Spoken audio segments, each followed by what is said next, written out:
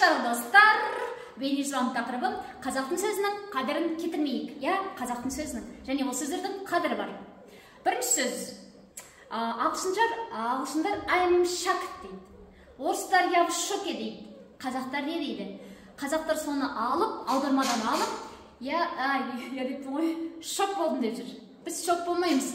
Қазақтар ешқашан шок болмайды. Қазақтар қайран қалады, таңдай қағады, аузын ашса, аузын ашып, көзін жұмады, айран асыр қалады, таңданады, таңдай қалады.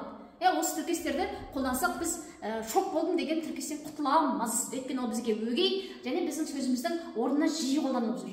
Екінші бір орысшадан алып алған сөзіміз эмоция. Эмоциямды ұстай алмай қалып, секіріп кеттім, эмоциямды ұстай алмай қалып, жылап жібердім дейді. Эмоция қазақша бар, көңіл күй. Көңіл күйімді ірке алмай, жылап жібердім. Көңіл күйімді ірке алмай, секіріп бердім. Көңіл күйімді ірке алмай, құлақта болдым деген сияқты. Көңіл күйдің өзі алуан түрлі болады. Қап, қап бізде өкінішті білдіреді. Пай-пай, бәрекелді. Біз көбіне мәләдес дейміз, баларыс емес. Пай-пай демесе бәрекелді. Әттең-ай, әттеген-ай дейтін сәттеріңіз болмасын, қап деп өкінетін сәттеріңіз мүлде жоқ болсын.